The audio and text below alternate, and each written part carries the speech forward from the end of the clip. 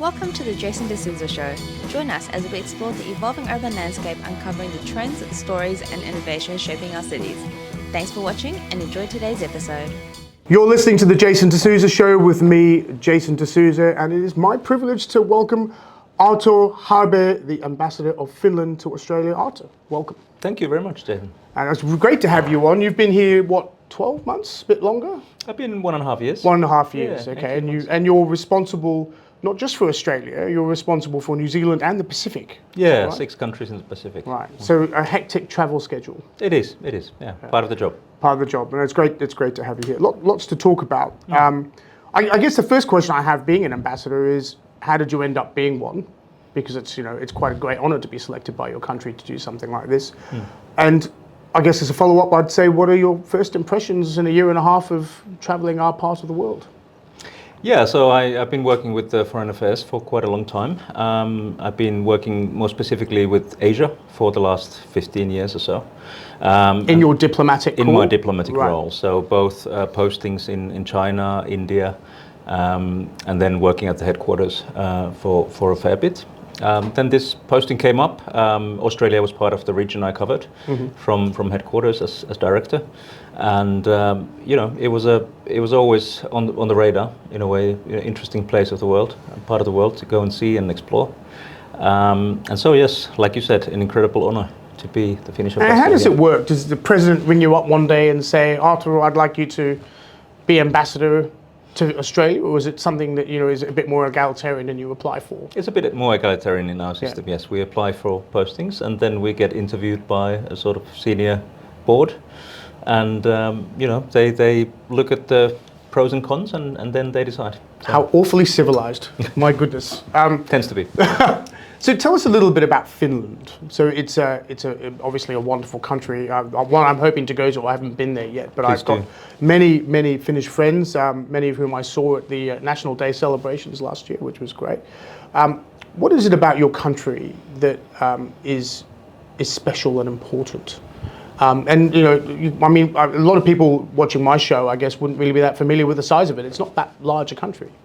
Well, we are geographically fairly big. We are almost the size of France, but we only have 5.5 million people.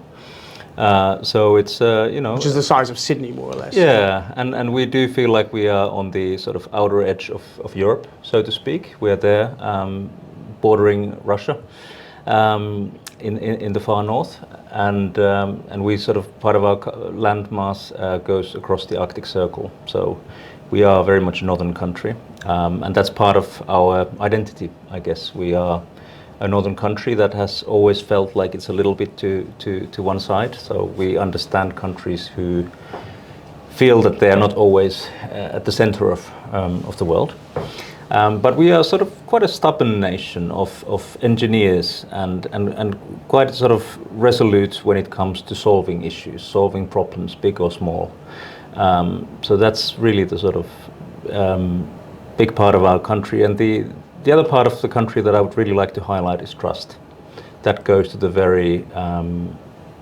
that goes to everything that we do as a nation. It goes to why we are the happiest country in the world, 8 years in running.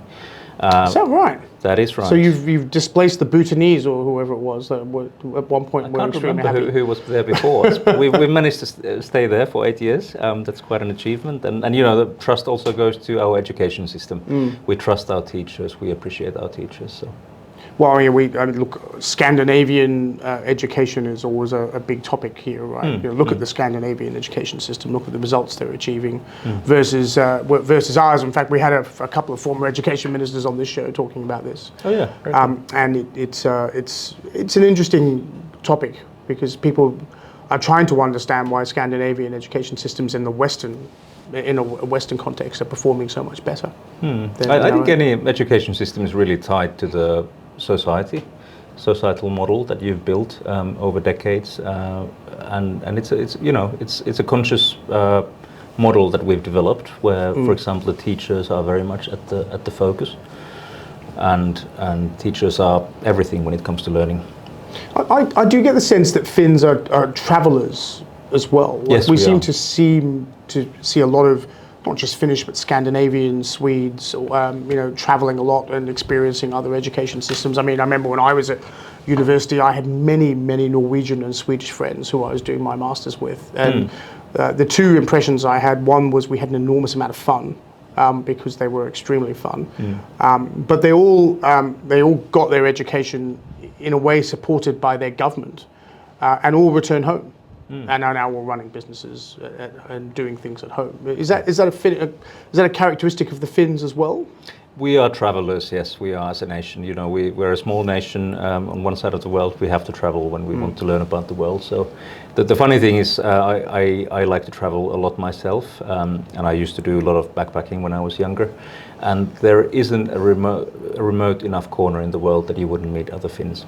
That's always the funny thing. You pick up the language very soon after you arrive somewhere, like, It's a fascinating language. I mean, it's not an easy language, I would get the sense, to learn if you were not Finnish. No, it's one of the most difficult in the world. Yeah. And look, I mean, I come from Hong Kong. People think Cantonese is difficult to learn. It is. Right? It is, yeah. And our production team both speak Cantonese, right?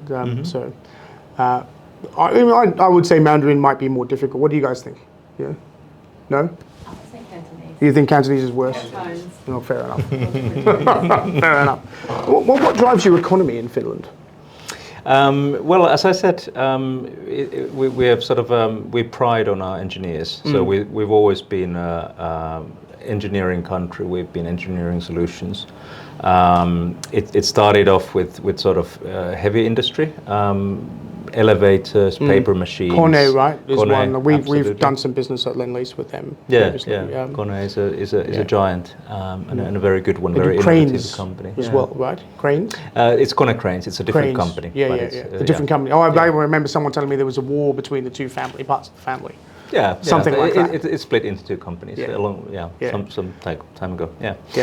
So that's part of it. But then with for example Nokia's success came a sort of entirely new era of we can do this. We can do just about what we want, and whether it's space technology, whether it's 5G, 6G technology, quantum, we are there pretty much at the top. So we have for example a very well-thriving quantum ecosystem in Finland. So it's a lot of it is to do with innovation. And that comes from your education system? Ultimately, yes, I would say it does. Yeah. Well, I mean, look, back in the day, everyone had a Nokia.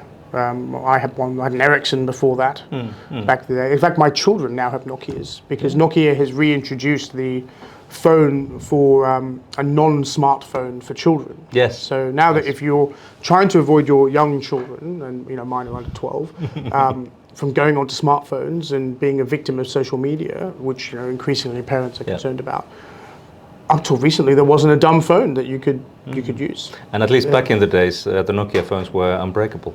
They still are. Yeah. That's good. You can play Snake on them, which is fascinating.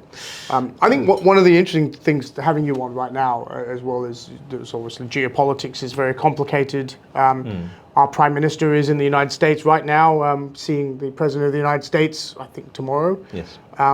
But the geopolitics in Europe, I think, are probably most important in the sense that your country shares a border with Russia. The Russians have been probably busier than they would have wanted to be in Ukraine over many years. And what's been interesting, I think, is seeing your president play quite a significant role in talking about this geopolitical situation in Europe. And he seems to have struck up a bit of a friendship with the President of the United States. I believe he was a golf champion in his prior life, which is a useful skill to have these days. He gave a powerful speech at the UN, about Europe, about this geopolitical situation. What is, I guess the first question I have on that is, what do you see as Finland's role as an interlocutor in global politics and geopolitics? And has that come about because of this situation of Russian aggression in Europe, or has that always been the case? I would say it's got roots far beyond the current Russian war of aggression in Ukraine. Finns have sort of had the reputation of being fairly balanced. We were neutral until we joined the EU in 1995, and we've been militarily non-aligned until we joined NATO, which was recently, right? 2 years ago. Yeah. But many sort of big summits, for example, between the US and Soviet or US and Russian leaders have taken place in Finland. Finns are quite well known as peace mediators. President Ahtisaari, our former president, was a Nobel laureate himself, and it's I guess it's that same mentality ultimately, that it's, you know, about finding solutions. Sort of look at the problem almost like as if you were an engineer. How do we solve this problem? How do we square this problem and start finding a solution? So this is not to say that we are able to find solutions to every conflict in the world, although President Ahtisaari famously said that every conflict it can be solved. Because it's a man-made conflict, it can also be solved by man. So it's an important thing to remember. It's ultimately comes about people talking to other people and deciding to solve issues. President Stubb is frankly doing a great job at the moment. He's a very European person at heart. I believe that he represents wider European interests in his meetings, for example, with the US president. He has a very strong conviction that we need to speak to the global south, the countries that we do not necessarily always see eye to eye with politically. But global south for you would be?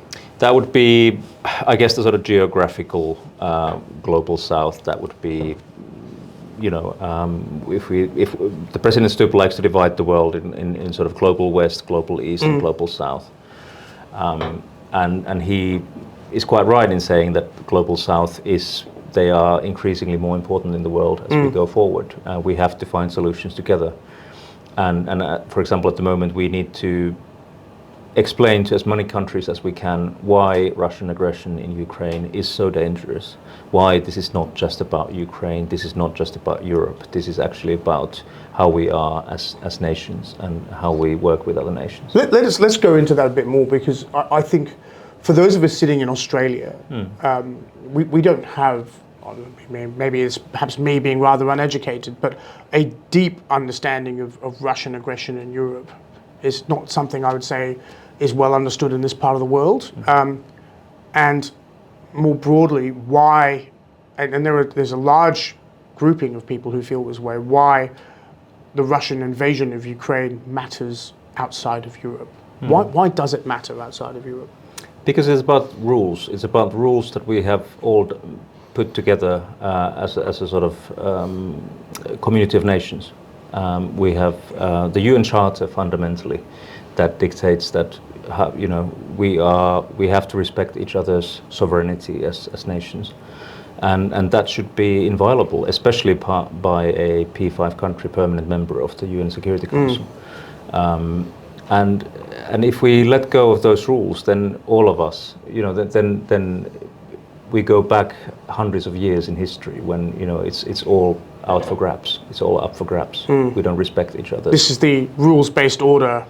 It's a rules-based order. Brings forward, and that's a politically sensitive topic in itself. Rules-based order, rules made by whom, is sometimes what you hear some countries say. But at the end of the day, we were all there. We were all there as United Nations. It is in the name, United Nations. We came together in San Francisco after the horrible tragedies of the world wars, and we put together rules that how we should prevent that from happening again. And I'm not idealist. Of course, wars have happened since the UN Charter, but this is a particularly flagrant violation by a permanent member of the Security Council against its neighbor. Yeah, particularly when in 1995 an agreement was struck around Ukraine's nuclear weapons, which they in good faith acted on, which the international community acted on, and they got invaded. Yes. Right? Would such an invasion have happened if they continued to hold nuclear weapons? Hard to say. Hard to say. I mean, the UN discussion is fascinating. Being an Indian person, an Indian perspective on the UN is, it's a very European construct, right? So I'll quote the Indian foreign minister who said of Europe that Europe must understand that that it can't consider all European problems to be global problems, but anything outside of Europe to be their own problems, right? And that is a very kind of Jaishankar, who's the foreign minister, is quite vocal for an Indian foreign minister. He is. I've met him. You've yes. met him. He's a very impressive guy, Indeed. and was a diplomat himself.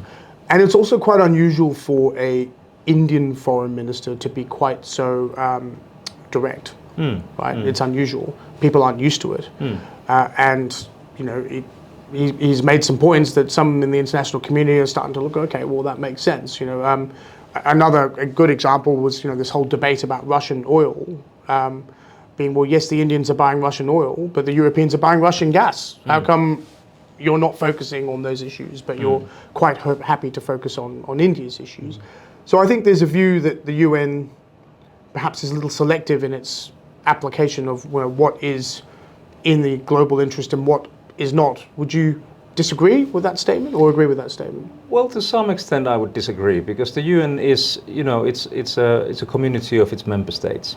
Each member state can bring topics to the discussion that it wants. The UN is not biased towards European issues. Maybe European countries at the United Nations are more vocal That's a fair about point. these issues, and maybe we sort of are more adamant in demanding that these issues be discussed. But for example, when it comes to, say, a border issue between India and China, well, then one of them is a member of the permanent member of the Security Council. The other one is not. So the other one has veto right. China in this case would have veto rights. So there's different rights that member states have. That's the way it is. That's the way it was written into the charter. So by no means is United Nations perfect. And our president, for example, has suggested a number of ways that we should try to fix the UN system. But at the moment, it's the best thing we have in solving global issues. And all criticism, in a sense, is you know, needs to be discussed and addressed.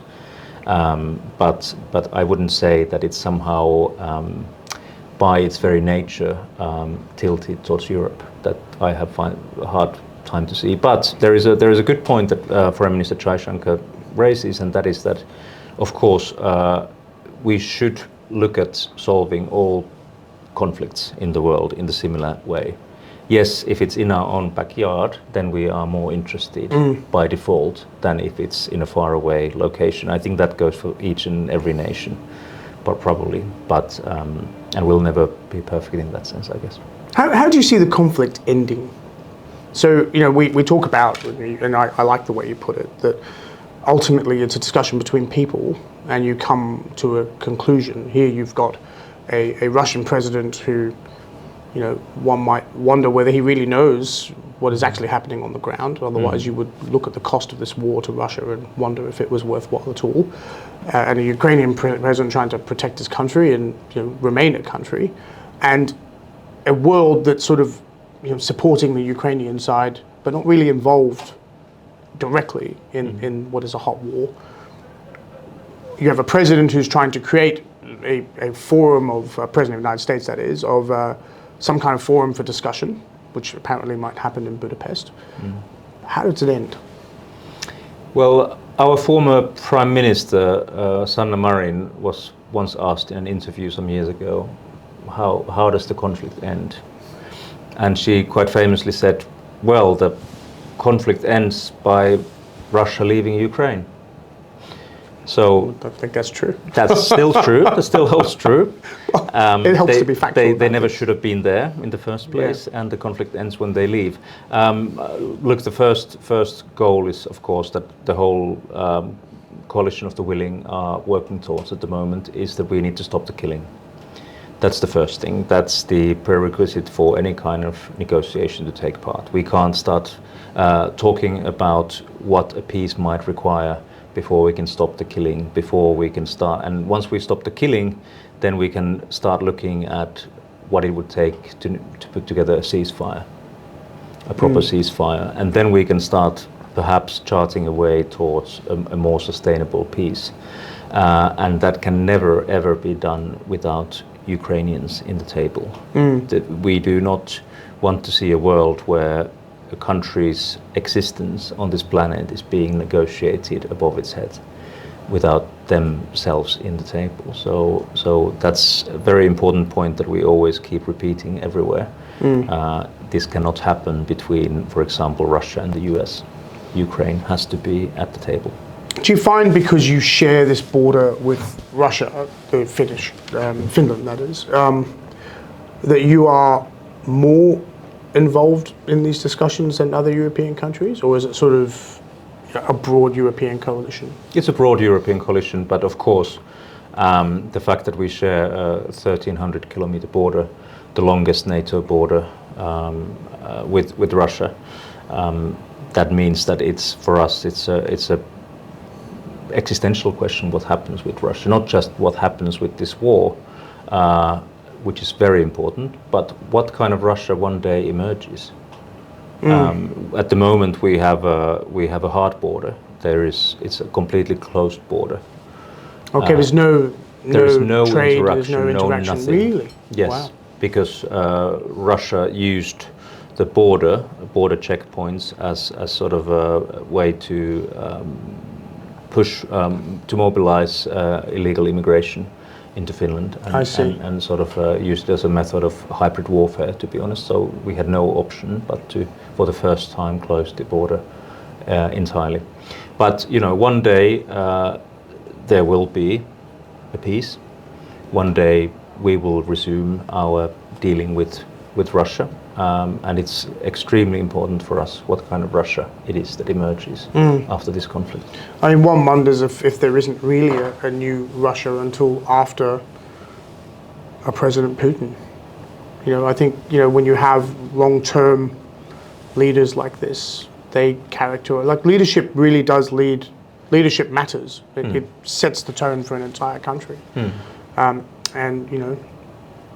is there a different type of Russia while you have the same president in power? That's a very good question, and at least one can very strongly argue that President Putin has put all of his prestige behind this war in front of his own people. So. Well, I think if he surely, and I'm nowhere near the thinking of the Russians, obviously, but I would simply look at it in terms of maths. The cost of this war to Russia is so catastrophic that if they had done the analysis ahead of it, I'm not sure they would have done it. And you look back and you remember the early stories that it's going to be a 3-day war. 3 weeks they'll run over everyone. Their tanks sort of ran out of petrol on the way to diesel on the way to Ukraine. This is crazy stuff. And we had an analyst on the show some time ago, Anthony Bublo from the Asia Society. He was telling me that they were renting or taking tanks from movie sets and things like that to throw on the battlefield because they were running out of equipment. That's not the mark of a successful campaign. No, it's the economic cost is horrendous, but even more horrendous is the human cost. Millions absolutely. of people have died unnecessarily. Young people have died on the battlefield, so it's really tragic. But as Finns, we look at this war, as a way like we've been there before. When we fought the Winter War with Soviet Union in 1939, and I just mentioned to you actually before we started this book by a French historian, Olivier Norek, who has written a very interesting book called The Winter Warriors, where he describes how Soviet Union, Stalin thought that he would take Finland in a couple of days. But Finns persisted and persisted for quite some time and managed to keep the Russians at bay. And then eventually a peace was negotiated between the two countries, and we had to do eventually some land concessions, but we managed to keep our independence. More important than land, I suppose, right? Well, yes, of course, at the end of the day, but of course, yeah. One thing we really resist is there's a lot of comparisons being drawn, like shouldn't war of aggression in Ukraine be ended like Finland did, just give up Crimea or something. Something like that, yeah. And we always say this is definitely, this is 2025. We have a completely different world. We do not want to see, first of all, any land concession have to be agreed by Ukrainians. That's we don't make comments on how peace should be negotiated. That's for Ukrainians to decide. But it's a different world.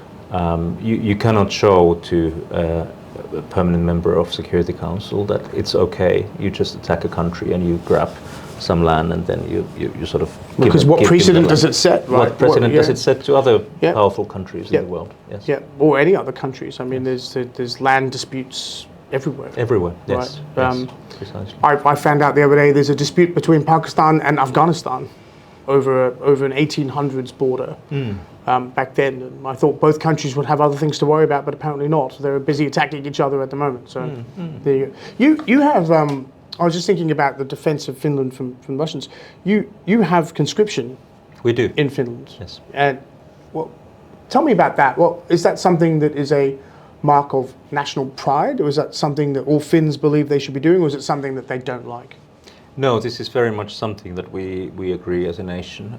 All the polls that have been run before and after February 2022, when Russia invaded Ukraine, the sort of support for national conscription has remained extraordinarily high. So somewhere about 80% of the people. Wow, really? Think that we should continue to have national conscription, and roughly the same amount of people say without hesitation that they would defend their country in a case of war, which we of course. How many European countries have conscription? Many? Oh, that's a tough one. I don't think it's common across Europe. It's not common. There are countries, but it's not common. No. Well, certainly Australia doesn't. And I'm curious to know what happened if Australia went down the path of conscription, because there was a period of time when Australians were considering what national service should look like. And the reason for that is that our population has grown so substantially in a very short period of time, right? And when I moved here, almost 30 years ago now, there have been several million new people that have been added to the country. And so how do you maintain a national culture? National identity, yes. National identity. How do you respect your history as a country? And how do you bring that together? Well, one idea being thought about was national service, right? That you're drawn around a common set of national values. And what's fascinating about that is, I think now where so many countries are struggling with this question of migration and the character of a country, these sort of concepts have started to come back. The UK is a good example. When just before he lost the prime ministership of Britain, Rishi Sunak was talking about national service in the UK, right? The reintroduction of it to try and build back British values, right? It's a tough one. It certainly is a unifying thing to have national service. There, people, regardless of where you are in life, how wealthy your family is, how well educated you are, you go through the same process, and you share the same room with like in my case when I went to do national service, 20 other kids from same age around the country, and it does unite the nation in a certain way. But it's not just the conscription and the military service, because that's then continued.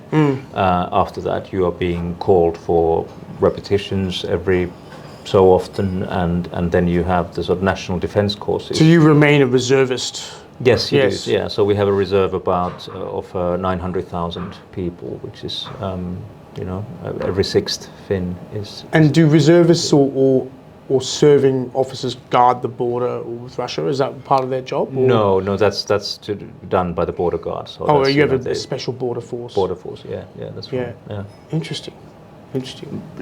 Sea, land, air. Yeah. And do your armed forces serve sort of in UN missions and things like that? Do they do that sort of stuff, or are they more focused in Finland? Yes, we do. We do send our sort of people to serve in UN missions. That's an important part of our, I guess, international identities. We do take part in those. Yeah, fascinating. It's a debate that I think Australia is really thinking about, which is what is this question of national identity And national security. national security, and a recognition of, and you would have seen it in the year and a half you've been here. There is still a lot of national consternation around the establishment of Australia, our indigenous heritage, our British colonial heritage. The establishment of Australia as a modern country, and now a migrant heritage, of which I am one. And how do those three strands come together in a national identity? And recognizing this is still a very young country. So a lot of these questions are being part of growing up, I suppose. As a nation. That's right. And I guess it's something that has not been attempted before anywhere else. No country has tried to form a unified understanding of what national security, for example, is, having such a diverse background as a nation. So it's very difficult to compare, for example, the Finnish experience when it comes to resilience to Australia's, because we have a very homogeneous country. We have a common sense of history, understanding of what kind of dealings we've had as part of our history. So we start from a completely different place, that discussion. Yeah, the homogenous element is interesting, right? Because I think that's one of the great debates at the moment in Europe now, in particular, with sort of migration is. And increasingly also here, I see. Here too, absolutely. And if you look in Britain, or you look in Germany, or you look in any of these sort of countries that have decided to welcome migrants, the nature of those countries is changing. Yes. And some are asking, quite rightly, is that right? And in some cases, there have been events that are not particularly palatable, and others it's been a great addition, right? For me, I'm a child of colonies. I was born in Hong Kong, which is a British colony, and I moved to Australia, and I'm from India, which was also colonized. So pretty much, that's a colonial background. I mean, how it's an interesting question then on Europe, because if you look at Europe, then you talk about the Finnish identity and Finland, but you have been part of a Europe from an EU since 1995, right? So how does that fit into a broader European project? Well, there's a strong European project that is doing quite well. The whole EU was founded upon the idea that we should have peace in Europe. So this was sort of after the world wars and sort of recognition that how to prevent this in the future. So the European Union has expanded, has taken new members, and has managed to level in a way the development of its members. So certain parts of the funds are being directed to newer member states who have more recently joined, and there's a lot of these sort of funds that look after cohesion and development in different member states, and we very much put the emphasis on further expansion, so further member states joining, hopefully, the EU in the future. So there's a lot of candidate countries that want to be part of the EU. Yeah. So it has an incredible power as a project. And do you find in continental Europe the view of an ever closer union is the desire? Because I mean, certainly from a British perspective, that was one of the things they were worried about, was the ever closer union was not what Britain had originally signed up for. I mean, the British were interested in an economic project. That's right. The EEC was sort of the basis of its thinking. It's a very important debate that we must continue to have in Europe. We need to sort of have that conversation in different member states. Whether people still understand why that project is so important, and do they share that view. There has certainly been different paces of European integration since the 50s. At some times it's been slow, and at times it's been faster, and it's always depending a little bit on the leaders and on what's happening in the world. But there is certainly that sort of element at the moment that we have to sort of take it step by step. We cannot go too fast, because otherwise we lose the people. and that's very important. I mean, I can understand the union of Europe around peace, given what had happened, makes a lot of sense. But is there a problem with the economic structure of Europe, given the condition of some of the countries? You just look at the French economy, for example. Right now, it doesn't have a functioning government. It had 4 or 5 prime ministers during this term. You have high debt in many European countries. Britain is no longer an EU country, but struggling with debt. Is there a problem with the European economy as a whole, or is this just overblown in international media? I wouldn't say that there is no problems. Of course, there are. You know, many of our countries are facing structural issues. We are too in Australia, by the way. Yeah, We have quite a high and growing debt here. Yeah. But apparently everything's okay, according to our government. But no comment on no that comment. Yeah, so it's one of the most powerful economic areas in the world. The fact that we have the free movement of capital and people and so forth means that it's an incredibly powerful economy that is negotiating free trade agreements with other nations, with Australia included. Yeah. And I hope we get across that. Yeah, I think that it would be barrier welcome one day. for all parties for the EU-Australia trade agreement to happen. Yeah. So and those agreements go beyond trade. They go to issues like climate and sort of social welfare and very important issues that I think that it's often overlooked just how important the European Union is as a global actor, and what kind of power and leverage. Why is that? it has. Why is the European project, do you think, overlooked in terms of its global significance? I don't know. I guess statement. we are not good enough in marketing it, explaining what it is fundamentally about. Because it's not. Some people like to see the European Union just as an economic actor. That's not true. It's also a political actor. It's also a political union. Some people like to say, well, you know, they don't have any military in Europe, so what can ever come out of it? Well, we have several member states. All of our member states have militaries, and there is integration in that area as well. It's not. And I suppose there is a NATO, right? And then there is NATO, with which the European Union has very close and good collaboration. So it's too often simplified. I understand it's a complex project. I mean, it took me a long time in university to myself to understand ins and outs, and I probably didn't fully understand them until I was working for the EU myself for some years, and then really sort of some pieces in the puzzle Started to come. So you had to go work for the EU to learn that. But it's not the easiest of structures in the world, but it is important. I mean, I think the thing I've always struggled with the EU is the fact that nation states themselves are sovereign, and to participate in a European project, there is some element of sovereignty you have to sacrifice. You have to see it, yes. And if it is in the national interest to do so, it makes sense conceptually, but where does that end? Like where is that balance between national sovereignty and collective success?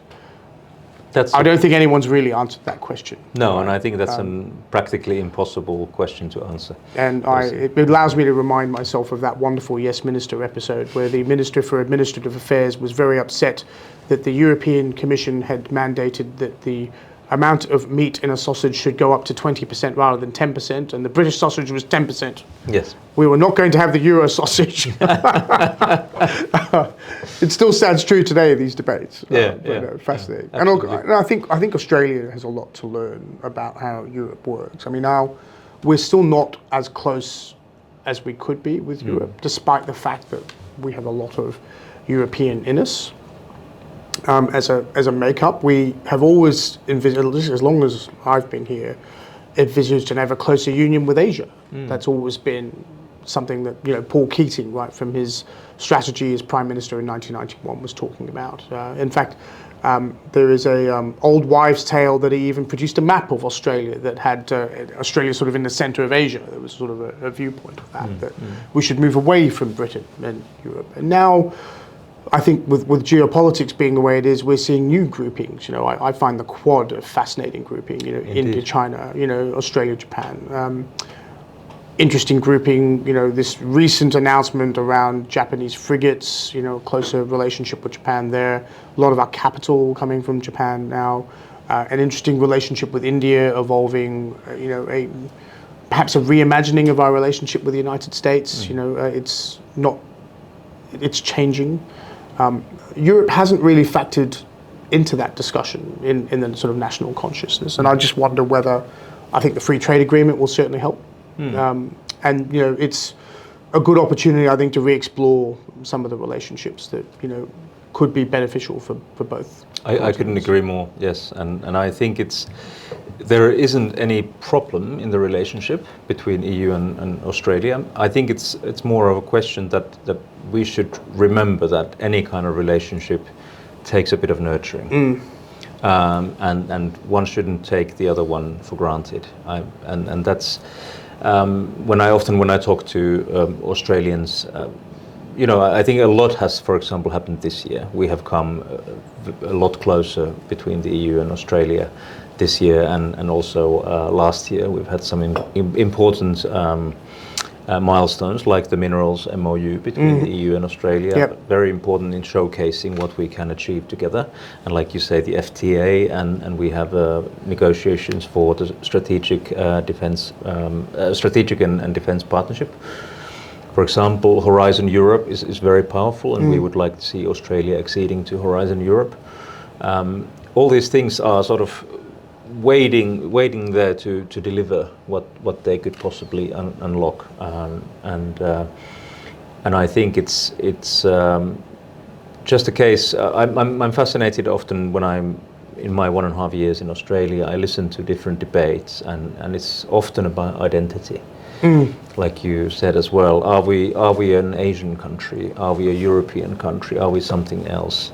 And that's for Australians, of course, to decide. I'm not anyhow capable of answering that question. But it's as somebody who's a migrant, it's a fascinating question. It is. I mean, why can't we just be Australians? Is my response to that, right? So I participate in those debates, having served in government and in the private sector before what I do now, and that's my answer, which is, well, can't we just be Australian? And we should participate in the world on that basis, united under one set of values, and I think that's the pathway to success for any country, to be honest. And if you look at the nations that are rising, India being one example, Indian patriotism has increased substantially in the last 20 years. Whereas it wasn't 20, 30 years where it wasn't really there before. And there's always that sort of dangerous part of yes, where patriotism gets to an extent of, in every country. Well, that's right. Yeah, yes. Then there's sort of dangerous elements of how do we put it, ultra-nationalism, perhaps that, Yeah. But as somebody famous once said, too much of a good thing is not good. So, that's right. Tell me more about the relationship between Finland and Australia.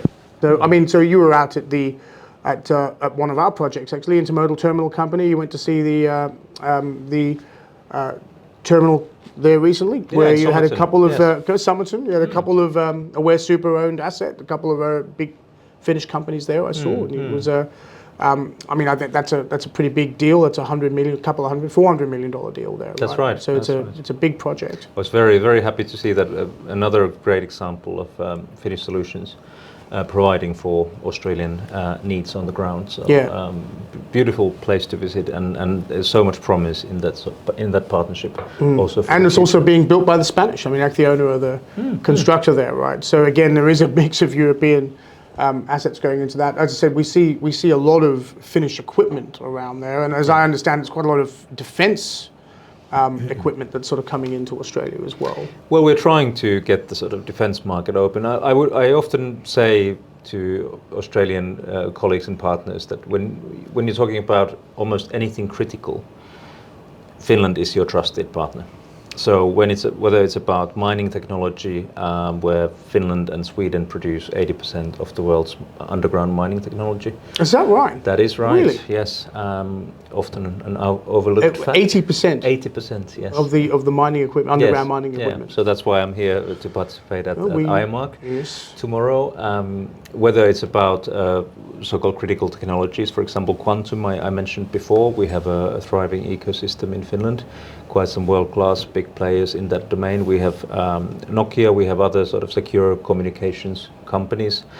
We will be in 1.5 weeks' time at the Indo-Pacific, again in Sydney, with a large defense delegation. So we are trying to really open that gate for more Finnish defense and dual-use companies to base there, to start co-developing with Australians and to be more present here. So there's a lot of exciting things happening between our two countries. Australia is one of the very few countries that have been mentioned in the Finnish government program as sort of key nations with which we want to have a closer relations. So there's Japan, Korea, Canada, and Australia. And then we count New Zealand as part of that. Yes, we must not forget New Zealand. We very, very important country. Forget New Zealand. New Zealand is a very, very like-minded country, very important partner for us. But yeah, so there's a lot of exciting. I would say that all the stars are aligned for Finland and Australia to work together at this moment. All we need to do is bridge that little bit of geographic distance and have people. Yes, but I mean, the geographic thing is an interesting one, right? Because I think there was some basis to that argument 50 years ago, right? But these days, with technology, the gaps aren't so big, right? And you can be anywhere almost immediately, and you can always talk to anyone. You can. I mean, when we formed our business, I never imagined we'd be working internationally almost immediately, but we have done, and that's because capital flows are international. And you know, we are talking to investors from elsewhere because Australia is a capital-hungry country. Yes. And wants to work with international capital. What do Australian firms need to do to access the Finnish market?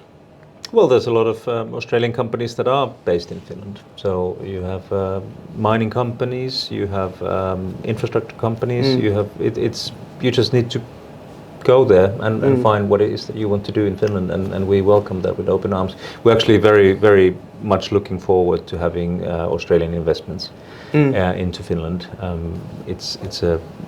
We believe that it's a good sort of match of two countries, trusted partners. Well, I think that's right. I think the two governments certainly have a similar alignment in things. And certainly your government was quite popular here when Prime Minister Marin was Prime Minister for a number of reasons.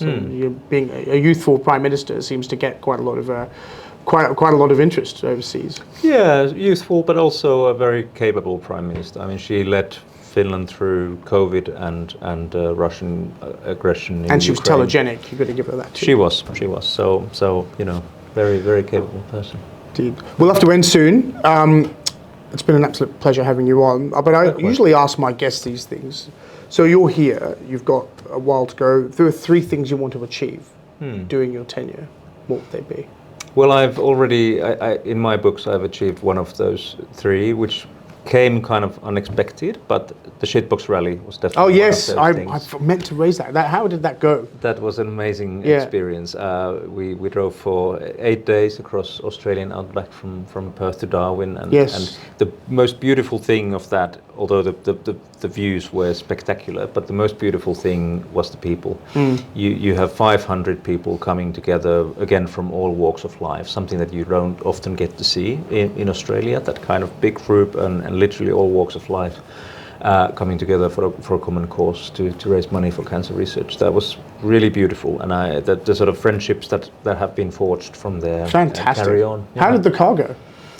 Car went very well. Yeah. We auctioned it at the end for $2,400, which is more than it was supposed to be worth. So all for a good cause. Yeah, and we raised some $60,000, so we were second highest fundraiser in our. And you didn't break down along the way, or? No, we just had one puncture. a puncture. Or Yeah, what's right. yeah. That's So, manageable. we trusted on Toyota, Japanese. You can't go wrong. Yeah, yeah. I think the second thing I really want to achieve during my tenure is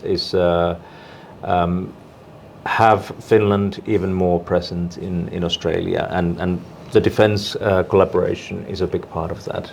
I want to see really a sort of like new openings in that kind of sphere, which is really security and policy-wise very important for us.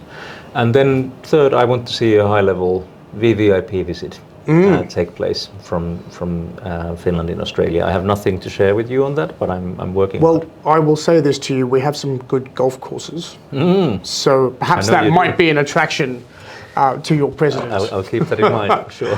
But look, well, I think that would be most welcome. Ambassador Arto Haapea, thank you so much for being on the podcast. Thanks very much, Jason, for having me. Pleasure.